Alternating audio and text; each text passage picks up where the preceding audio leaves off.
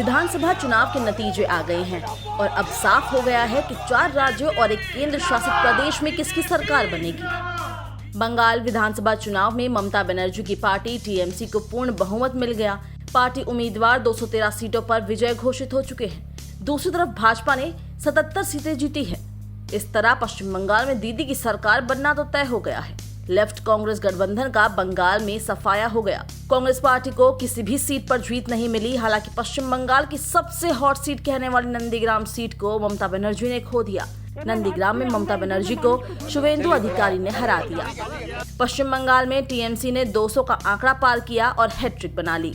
असम में भी सत्तारूढ़ भाजपा फिर से सरकार बना रही है।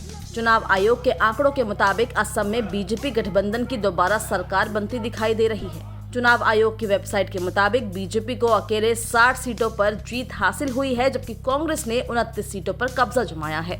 यहां एआईयूडीएफ को 16 सीटों पर जीत हासिल हुई, जबकि असम गण परिषद के खाते में 9 सीटें गई है। बाकी के बचे अन्य 12 सीटों पर अलग अलग दलों ने कब्जा जमा लिया। चुनाव नतीजों से खुश असम के मुख्यमंत्री सर्बानंद सोनोवाल ने कहा है कि हम निश्चित रूप से ये कह सकते हैं कि भाजपा सरकार बनाएगी। केरल में हुए 140 विधानसभा सीटों का परिणाम आ चुका है। यहाँ लेफ्ट का जलवा दिखाई दे रहा है।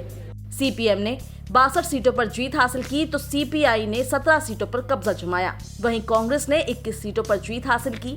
यहाँ इंडियन यूनियन मुस्लिम लीग ने 15 सीटों पर जीत हासिल की है।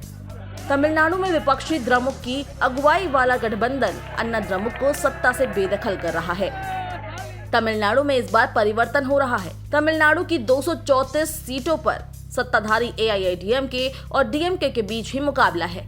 चुनाव आयोग की ओर से 234 सीटों के लिए उपलब्ध कराए गए नतीजों के मुताबिक तमिलनाडु में डीएमके अकेले 133 सीटें जीत चुकी है। यहाँ एआईएडीएमके 66 सीटों पर जीत हासिल कर चुकी है।